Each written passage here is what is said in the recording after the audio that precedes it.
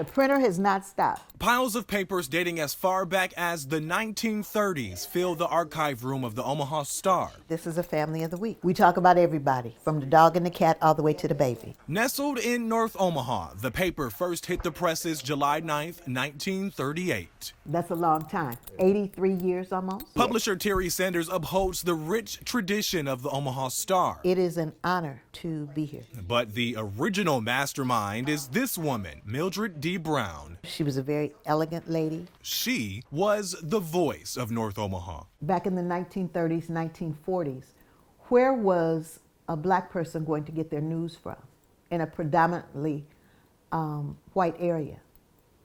Nowhere. No one really catered to our news. No one featured us. I'm told the Omaha Star is the first black woman-owned newspaper in Nebraska. And since 1938, every publisher has been a black woman. Ms. Brown's focus in every issue was positivity, something the black community needed in the 30s and 40s, and today it's still needed. A lot of news has gone on in the country over the years, but she focused on the good news, the positive news, the people-centered news. That is my focus here at the papers.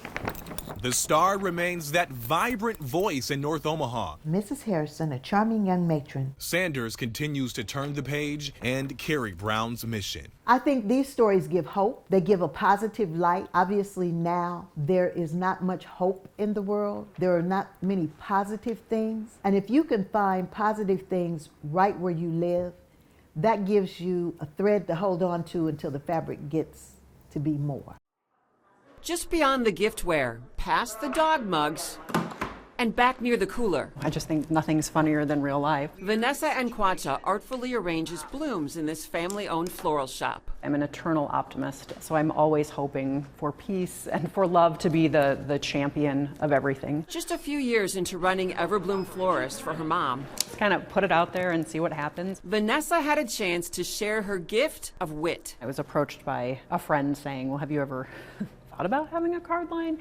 Then it just seemed to like explode. Yes, greeting cards, now hundreds of them. I think most of them are written from a place of how do I talk to my friends? But not sappy cards. Other card lines are a little maybe more syrupy or poetic and rhymey. The #1 seller for 3 years now has been happy 29th birthday from your 110-pound friend. Agree to be diluted along the same lines. Vanessa's dry humor and girl talk resonates. People still want to connect, and words are a really powerful way to do that. These days, her pandemic messages unearth hidden humor. Low-key wishing I had married into the Sharman family kind of took off. Born from that was, Dear 2020, none of what you're manifesting was on my vision board. Her friend and co-worker, artist Andrea Stein, creates original paintings, the canvas for the words. 2020 needs to just pull over. I'll walk. You know, it's like Ideas come to this wife and mom of two in her downtime. The carpool lane at school certainly does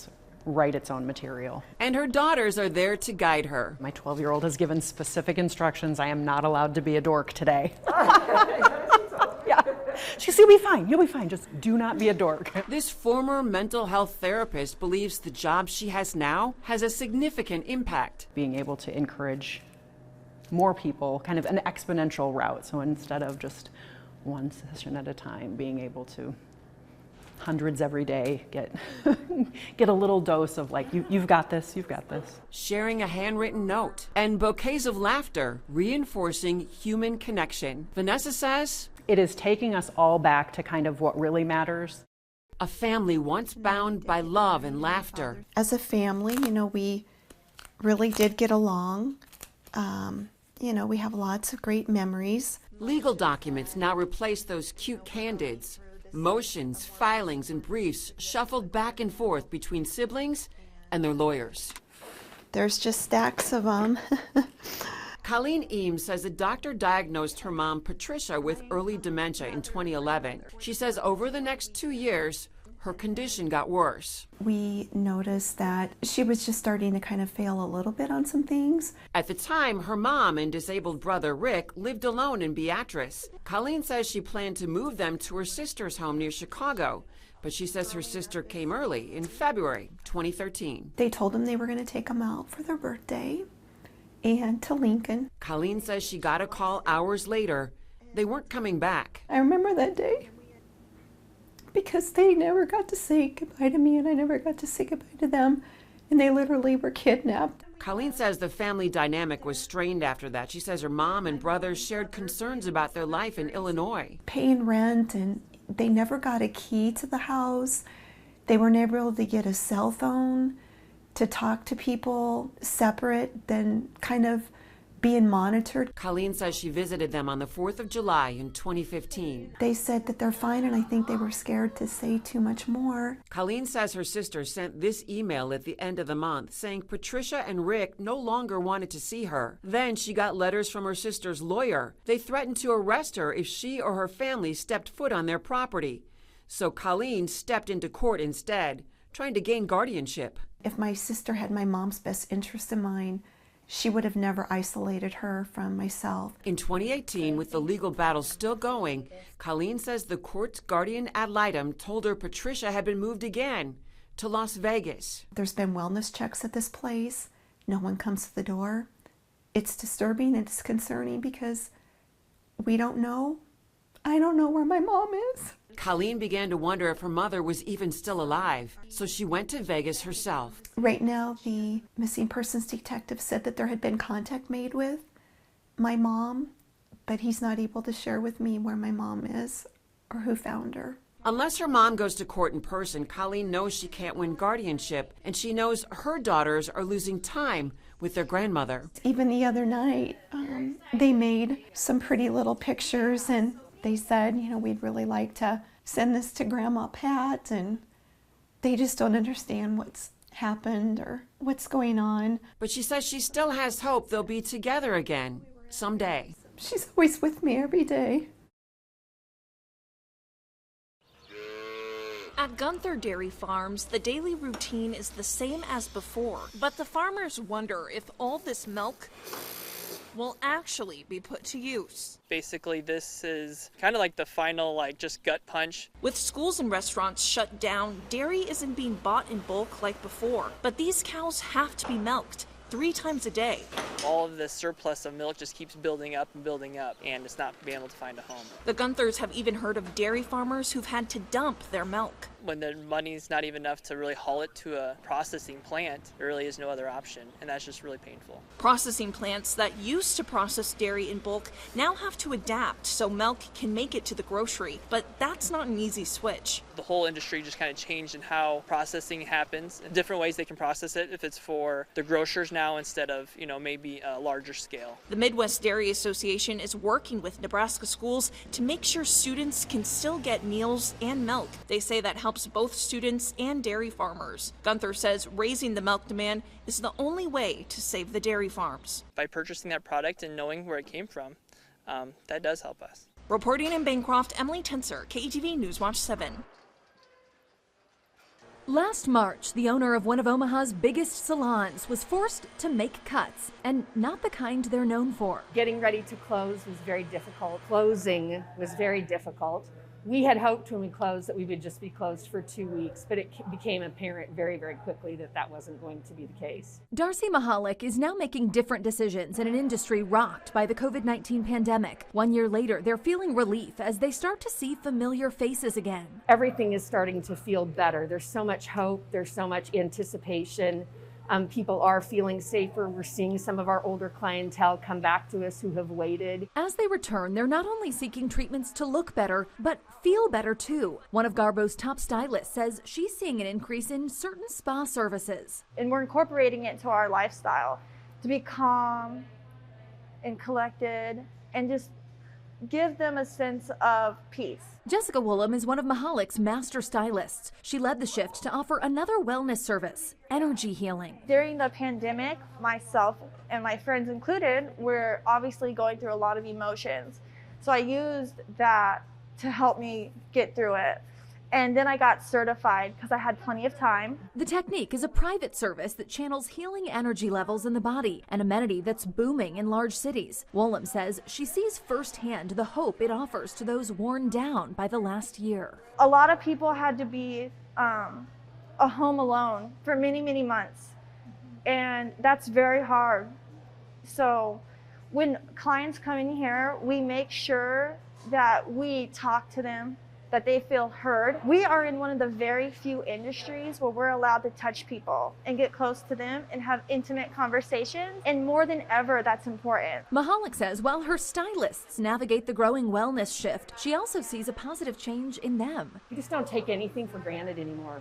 That for me, and I think for our team, is it's a permanent change. We just won't take it for granted. They work off the new energy in a new era of the salon business, knowing if they can survive a shutdown, they can do anything. I'm so thankful that it's a year later. I can't tell you.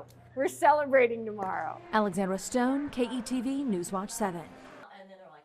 Their words used as weapons. This is just a sample of everything that I've received over the years. She shares a few of the violent, sexually explicit, and threatening messages. Hundreds of photocopies of postcards.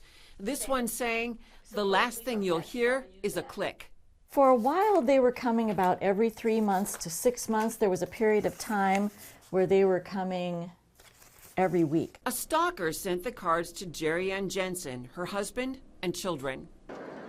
Through the U.S. mail. I pretty much filed police reports every time I received them. This wife and mother of two stalked for her entire adult life. Quarter of a century this has been going on. More than 2 decades ago, she met this man, Craig Needbalski, at a Catholic singles group in Omaha. We said this in the protection order hearings. Go away. We don't want to talk to you. We have nothing to say to you. Just leave us alone. They went on one date. You dated him once in 1988. Once. Once. And I was friends with him, but I had other male friends in the club. He sent her letters, which she returned. And then the postcards started coming with no return address. She's filed 70 police reports. He followed me into a Walmart store. She's had 3 protection orders. The day before Tom and I were married, we were down at the courthouse applying for our first protection order against him because he was leaving messages on my voicemail at work. Years later, she tried to sue him for emotional distress. The problem was that the police said, well, we need to have physical evidence that he's doing it. And sometimes they would go and talk to him. In 2003, a pipe bomb arrived in the mail. The first bomb that I received, I was pregnant with our daughter 16 years ago. Still, police can't connect it to the sender. 16 more years of stalking would follow. Every time I'd get something in the mail, it just made my blood boil. And then in 2018, evidence to flip this case, another bomb is mailed to the house. This time, the postal inspector tracks an altered postal barcode, a code uncovered in the guy's computer. U.S. Attorney Joe Kelly says it took a while, but the stalker is caught now. You can't hide. There's no secrets in the world of the internet. Do you think this guy was trying to kill you? It's one of those things where he leaves us alone for a while, but then he always comes back. All evidence points back to this now 61-year-old man. He's jailed and there's a plea deal in federal court. A judge sentences him to 4 years in prison for stalking and mailing the bomb. Basically, he just needs to rot in jail and never be able to stalk or harm me or my family. But the fear, it's still there. I'm afraid because of the unknown. Fear his judgment day doesn't come with a harsh enough sentence. Here's my fear. When he gets out, and however long it takes to get out, he'll just start all over again. You don't think this is over? No. Oh, absolutely not. Unless he's put away for a long, long time, this is not over. We'd know where to go, wouldn't we? But she's entitled to feel that way. She should feel that way. It's very normal.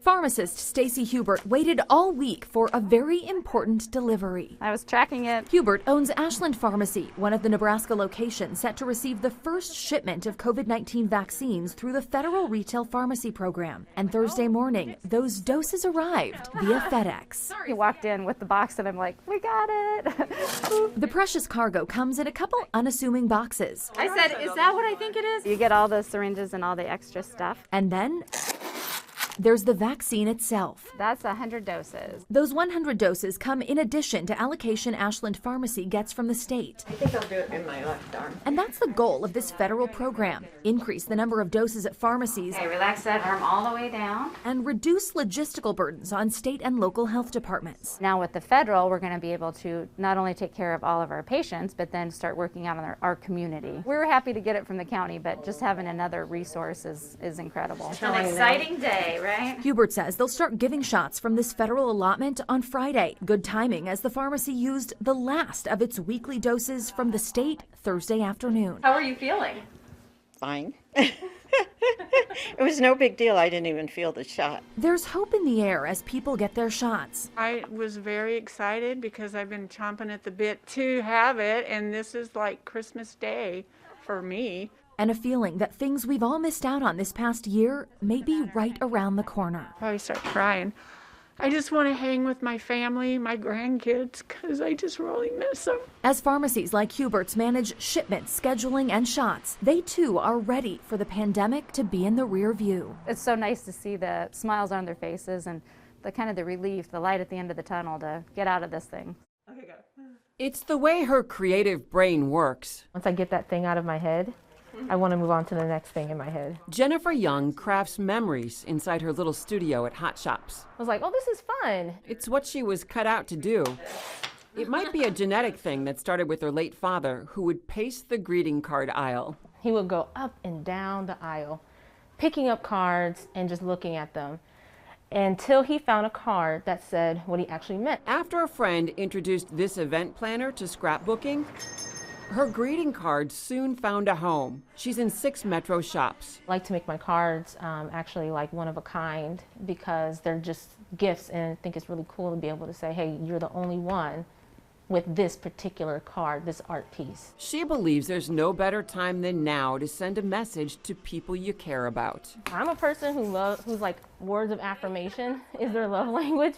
So I'm like, hey, I love encouraging other people, so yeah, I'll do this on my own. Her handmade cards are simple by design. I leave it blank, that leaves you room to say what you mean and how you feel. And her creative spirit is spreading. I believe we're all creative. Jennifer also teaches do-it-yourself classes. I often tell students in the classes that I teach that, hey, Picasso's not coming in here to grade you, like it's okay. Because during a time of uncertainty, she knows that art and words are connectors of what really matters, people. If you use them in a way that is positive, it can uplift and encourage people.